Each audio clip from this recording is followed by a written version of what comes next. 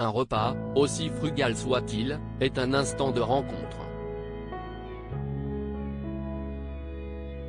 Il peut être une occasion de joie et de communion, unissant profondément les gens, a déclaré la sociologue Élise Bouldang. Et Jamel Debbouze, qui célèbre ce dimanche 18 juin son 48e anniversaire, ne dirait certainement pas le contraire. L'acteur a ouvert, en mars dernier, Dar Mima, un restaurant situé au dernier étage de l'Institut du monde arabe, à Paris, et conçu comme un hommage à la cuisine de sa mère. Dans une interview accordée au Monde pour présenter son projet, l'humoriste avait expliqué que la nourriture lui a permis de tisser un solide lien avec les siens.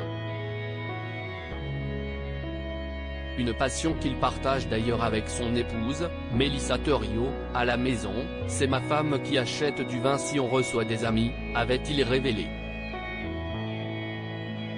Et d'ajouter, mais entre nous, dans le couple, le vin n'est pas un sujet. Désolé, je ne peux pas en parler. Si le vin n'est pas un sujet de conversation entre la journaliste et productrice de 44 ans et celui qui a co-présenté la dernière cérémonie des Césars, le langage culinaire semble être fluide entre eux. D'ailleurs, c'est la pétillante brune qui a appris au père de ses deux enfants, Léon Ali, né en 2008, et Lila, née en 2011, quelques classiques de la table française. J'aime bien préparer un bœuf bourguignon ou un gratin dauphinois, des plats, parmi d'autres, que je maîtrise grâce à ma femme Mélissa, avait ainsi confié Jamel Debbouze à nos confrères. Jamel Debbouze et Mélissa Thériault, grosse fête de famille pour un événement très spécial. Jamel Debbouze et Mélissa Thériault, le secret de leur histoire d'amour solide. Si la cuisine fait partie des ingrédients du bonheur de Jamel Debbouze et Mélissa Thériault, une bonne dose de liberté s'ajoute également à la recette.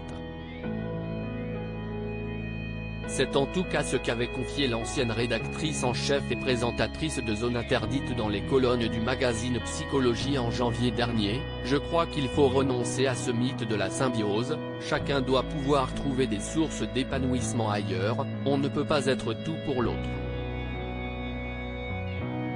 Et d'observer, ravi de vivre une histoire d'amour solide, si on est toujours aussi amoureux, si on continue de s'admirer, je pense que c'est grâce à cette liberté qu'on s'est toujours accordée. Article écrit en collaboration avec 6 médias. Crédit photo, Coadic Guirec.